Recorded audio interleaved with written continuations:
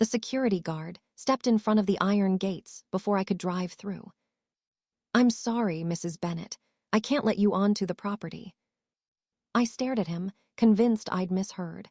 "I've managed this estate for 6 years." He lowered his eyes. "Those are my instructions." Behind him, movers carried antique cabinets out of the main house, while workers unscrewed the bronze plaque that had displayed the Bennett family name for generations. A brand new sign rested on the lawn, still wrapped in plastic. Before I could take another step, my mother-in-law, Diane, walked onto the front porch. "There she is," she announced loudly enough for everyone gathered outside to hear. "Claire, you should have called before coming." I looked past her at the relatives filling the veranda. "What is happening?" She folded her hands with practiced calm. "The estate has new management." Mark, my brother-in-law, held up a thick folder. "You agreed to step aside months ago," he said. "The family has already moved forward." Every face turned toward me. Not one person spoke in my defense. The workers kept loading priceless furniture into waiting trucks, while I stood outside the gates of the home my late husband and I had spent years restoring together. For the first time since Daniel died, I realized I wasn't simply being excluded. Someone had replaced me. 3 days earlier, Diane had called and insisted the family needed an urgent meeting about protecting the future of the estate. I had expected difficult conversations about finances or maintenance. Instead, I arrived to find security treating me like a trespasser. The Bennett estate had been in the family for nearly a century. It wasn't just land. It included orchards, rental cottages, historical buildings, and farmland that supported dozens of local employees. After Daniel's death, I had continued handling daily operations because that's what we had planned together. Diane had always claimed she appreciated my dedication. Now she stood on the porch, as if I had never belonged there. "I've been making difficult decisions for everyone," she said, addressing the relatives more than me. "Claire hasn't accepted Daniel's passing. Someone had to step in." A few cousins nodded. An elderly uncle avoided looking at me altogether. Mark opened the folder and displayed several neatly organized documents. "As you can see," he said confidently, "Mother is now overseeing estate management." He flipped through page after page, pointing at signatures, financial summaries, and official-looking letters. Every time I tried to ask a question, someone interrupted. "Claire, please don't make this harder. We're only trying to help." The humiliation wasn't just that no one believed me. It was that they had already decided I was too emotional to understand what was happening. Then, as Mark turned another page toward the family, something caught my attention. One sentence I expected to see wasn't there. Not once. I looked from the papers to Diane. Instead of arguing, I asked quietly, "Where's the original agreement?" For the first time that afternoon, Diane's confident smile disappeared. Before anyone could respond, she snapped the folder shut. "The meeting is over." She turned and walked back toward the house without answering. I stood outside the gates, watching every relative follow her inside, wondering why the one question I asked was the only one no one wanted to answer. I drove home in silence. Diane called twice before I reached my driveway. I let the phone ring. A third call came in before I even unlocked my front door. When I ignored it again, a text appeared. "We don't need to make this uglier than it already is. Bring me Daniel's old paperwork tomorrow. It's outdated anyway." I stared at the message for several seconds. Outdated. That single word stayed with me. If those papers truly meant nothing, why was she suddenly so determined to get them? The house still looked exactly as Daniel had left it. His jacket hung beside the front door. His gardening gloves were still on the shelf in the mudroom.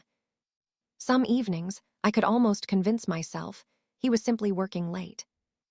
I walked upstairs and entered the small study we had always shared. Inside the closet sat a gray fireproof box. I hadn't opened it since the day after his funeral. For months, I couldn't bring myself to. Tonight, I finally turned the key.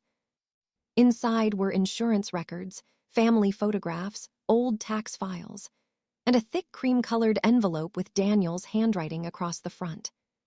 If anything ever happens to me, keep this yourself. Do not let anyone pressure you into giving it away. My chest tightened. At the time, I'd thought he was simply being cautious. Now I wasn't so sure. I carefully unfolded the document. It was the estate preservation agreement Daniel and I had signed several years earlier. I remembered the day immediately. We had spent nearly 4 hours with the family's longtime attorney reviewing every page. I smiled faintly as the memory returned. I don't understand, I'd told Daniel that afternoon. Your mother trusts us. He had smiled back. This isn't about trust. Then why all this? Because people change when property is involved. I'd laughed. Your family isn't like that. He had looked at me for a long moment before answering. I hope you're always right. My phone vibrated again. This time, Deanne left a voicemail. Claire, I'm trying to help you. You're holding onto papers that have no legal purpose anymore. I'll send Mark over tomorrow to collect them. Collect them. Not ask. Collect. I deleted the message without replying. For the first time since Daniel died, I realized Diane wasn't requesting my cooperation. She expected my obedience. I needed someone who actually knew the agreement. I found the business card Daniel had kept clipped to the inside of the folder. Edward Lawson, estate attorney. My hands trembled slightly as I dialed. He answered after the second ring. Mr. Lawson, this is Claire Bennett. There was a brief silence. I've been wondering when you might call. That surprised me. You have. I can't discuss legal matters over the telephone, he said carefully, but I think we should meet as soon as possible. I need to know one thing. He hesitated. Did Diane legally take over the estate? I'm not prepared to answer that over the phone. My stomach sank. So she could have. Another pause. Then his voice became unusually firm. Claire, do you still have the original agreement Daniel asked you to keep? I looked down at the document lying open on my desk. Yes. Don't email it. I won't. Don't photocopy it. I understand. And under absolutely no circumstances should you hand that original to anyone. His tone had completely changed. It wasn't advice anymore. It was a warning. After we ended the call, I spread every estate document across my dining table. Something immediately stood out. Several recent tax notices had been redirected to Diane's address. Management correspondence that should have come to me had never arrived. Maintenance approvals carried Diane's signature. Insurance renewals listed her as the contact person. One decision after another had quietly shifted away from me over the past several months. Not overnight. Systematically. Someone hadn't simply taken control of the estate. They had slowly erased me from it. The next morning, another text arrived. Mark will be there at noon. Please have Daniel's papers ready. Instead of answering, I picked up my phone and called Edward Lawson's office. I'll be there this afternoon, I said. His assistant immediately replied. Mr. Lawson has already cleared his schedule for you. As I locked the fireproof box and slipped the original agreement into my bag, I realized something had already changed. For months, I'd tried to keep peace with my husband's family. Today, I was finally preparing to challenge them. Just before ending the call, Edward spoke one last sentence. Claire. Yes. If you still have the original. He paused. Everything they're building may collapse. By Saturday afternoon, the Bennett estate looked less like a family home and more like the site of a celebration. White tents covered the lawn. Caterers moved between tables carrying silver trays. Fresh flowers lined the stone walkway leading to the manor. Local business owners, longtime neighbors, and extended relatives mingled with glasses of sparkling cider in their hands. From the parking area, Claire watched guests smile as though nothing unusual had happened. They all believed the same story: that Diane Bennett had responsibly stepped in after her son's death to secure the family's future. No one questioned how quickly everything had changed. Standing near the entrance, Diane tapped a spoon against her glass. The conversations faded. "I want to thank everyone for being here," she began warmly. "These past months have been difficult for our family." Several people nodded sympathetically. "But we've reached a point where we must look ahead.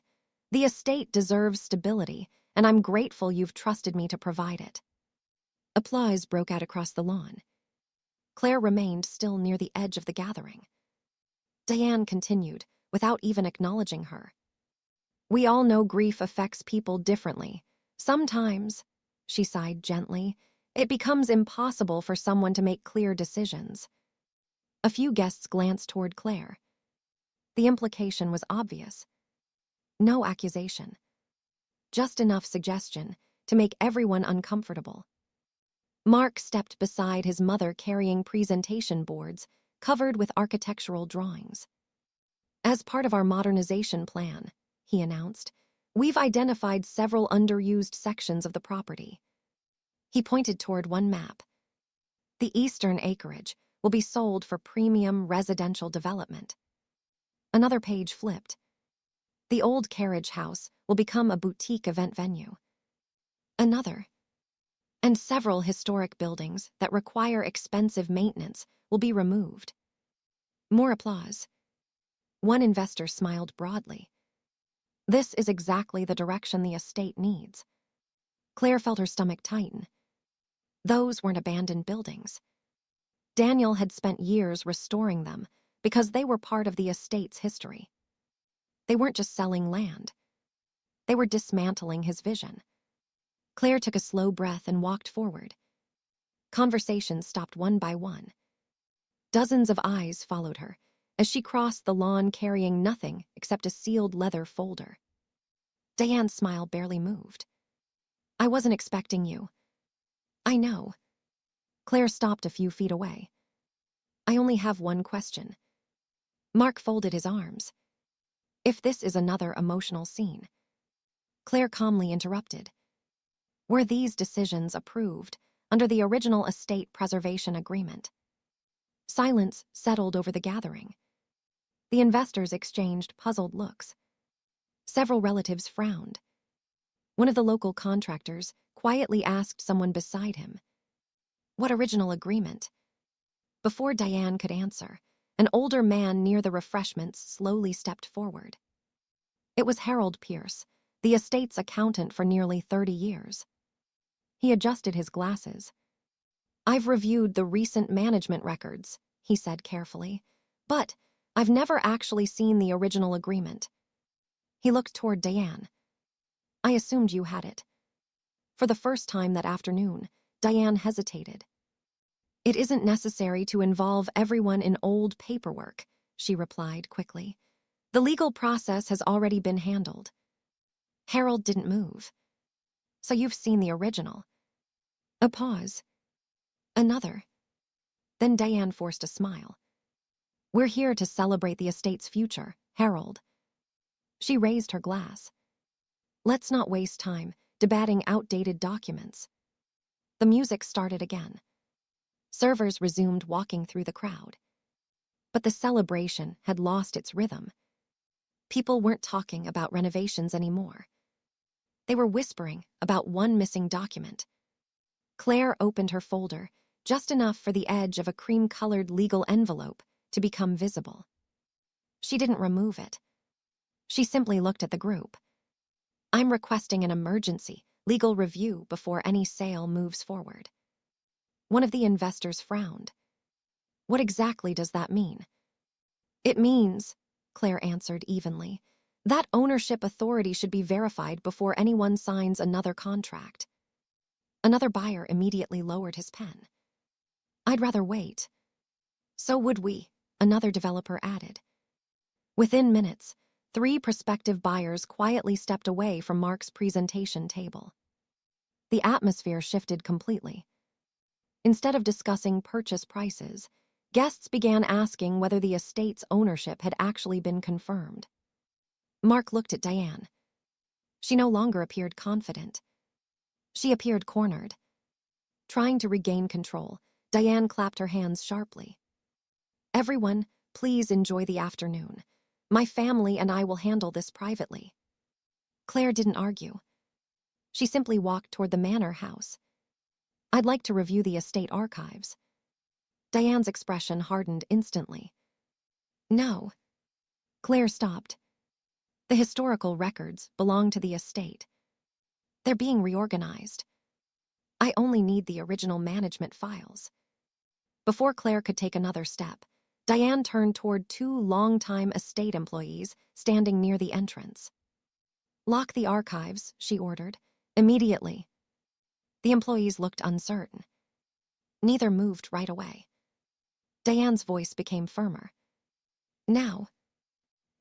As heavy footsteps echoed through the hallway, and the archive room doors swung shut with a loud metallic click, Claire realized one thing. Diane wasn't trying to protect old records. She was trying to keep someone from finding what was missing. By Monday morning, the celebration at the estate had been replaced by silence. The emergency legal review Claire requested had moved faster than anyone expected. Every pending property sale was placed on hold. Escrow instructions were suspended. The bank notified all parties that no additional estate funds would be released until ownership authority was verified.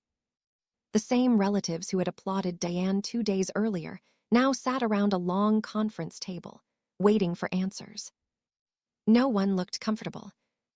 Edward Lawson entered the room carrying several archival boxes. He placed them carefully on the table.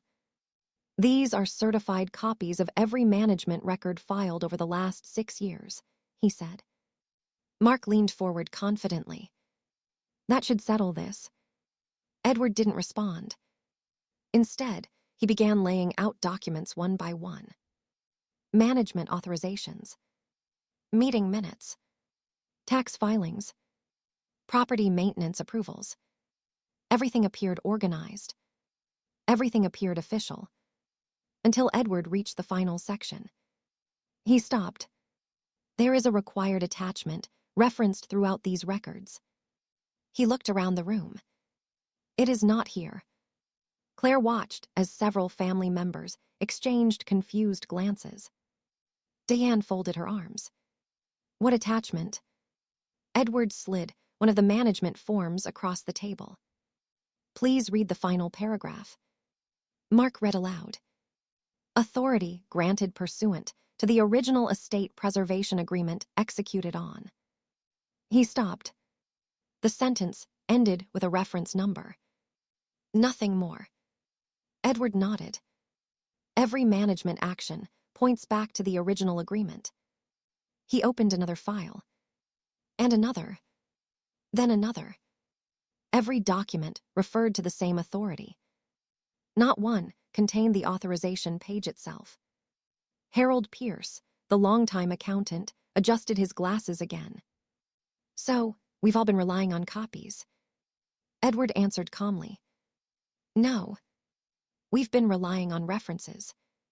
Harold frowned. "There's a difference. A very important one."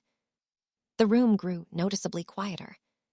Claire finally understood what had bothered her outside the estate gates. The paperwork Mark had proudly displayed looked complete. But every file depended on something no one had actually seen. The missing language. The missing authorization. The missing original. She looked across the table at Diane. "That's why you kept asking for Daniel's paperwork." Diane's expression remained controlled. "I have no idea what you're talking about. You never needed copies." Claire spoke softly, almost to herself. "You needed the only document that actually mattered." Edward folded his hands. The estate agreement was intentionally designed this way. Several relatives turned toward him. He continued. Daniel's grandfather wanted to prevent hostile takeovers from within the family. Someone asked quietly, "What does that mean?"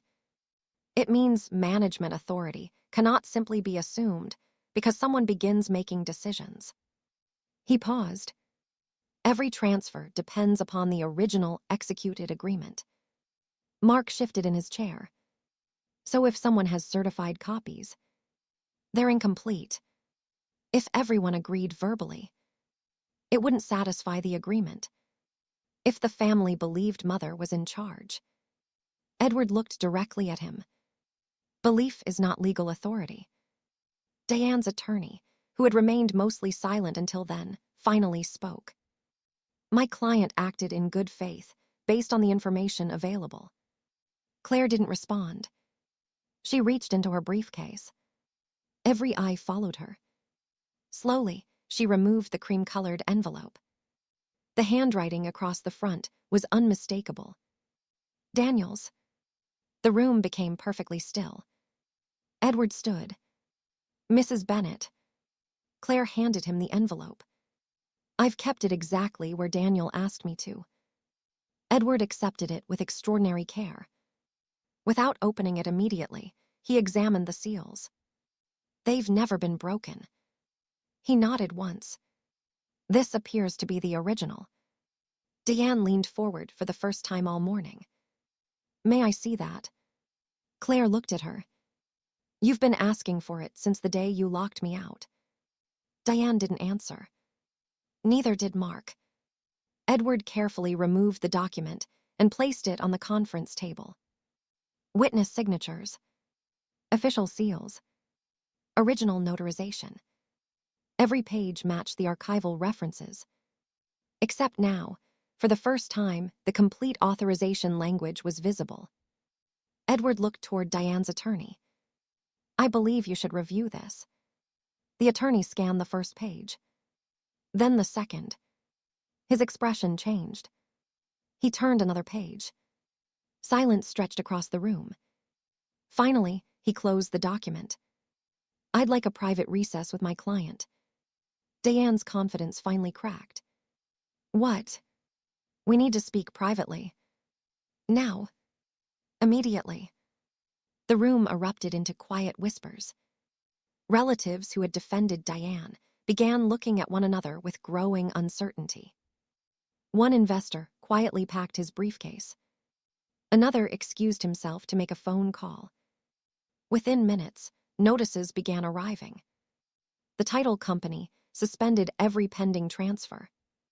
The bank froze estate accounts connected to disputed transactions. Buyers withdrew until ownership could be confirmed. Everything Diane had spent months putting into motion stopped all at once. When the attorney returned, he remained standing. Before anyone could ask what had happened, the presiding judge, who had been reviewing the authenticated original agreement submitted into the proceedings, looked up from the final page. He placed the document carefully on the bench. Then he looked directly at Diane. "This changes everything." The courtroom remained silent after the judge's words. No one reached for a phone. No one whispered. Even Diane's attorney remained standing, his hands resting on the table as he waited for the judge to continue. The original estate preservation agreement lay open before the court. Unlike every document Diane had relied upon, this one was complete. Every signature, every witness certification, every page, every clause. The judge adjusted his glasses and looked toward Edward Lawson. "Mr. Lawson, please summarize the controlling provisions for the record." Edward stood. "This agreement was executed by Daniel Bennet and Claire Bennet several years before Daniel's death.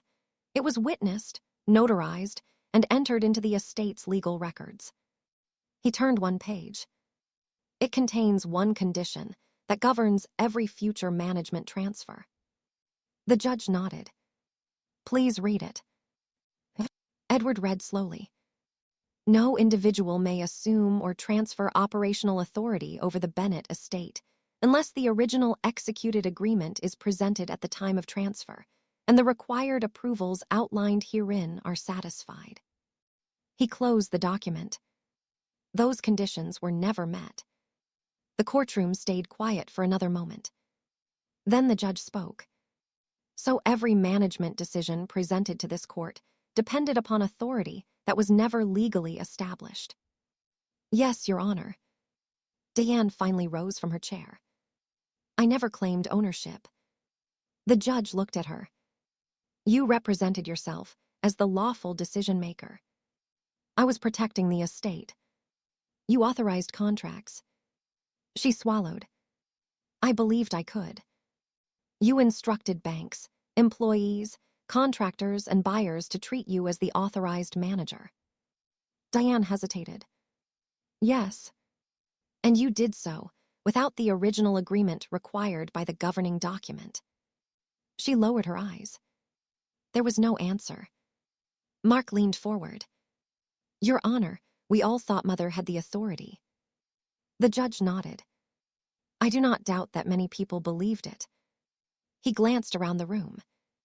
But belief is not the standard before this court. He looked directly at the relatives seated behind Diane. Several of you signed documents because you trusted representations that were never verified.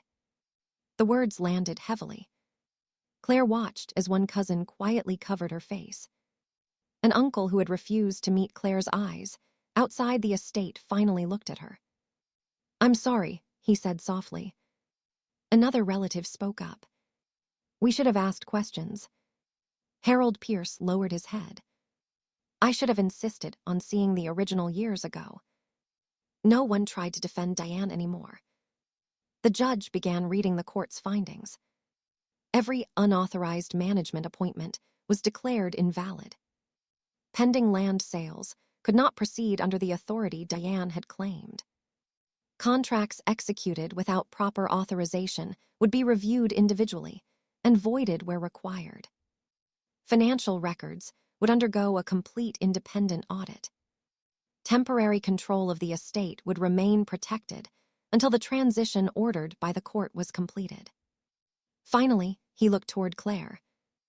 The original agreement identifies you as the lawful estate steward following Daniel Bennett's death, subject to the duties described within it.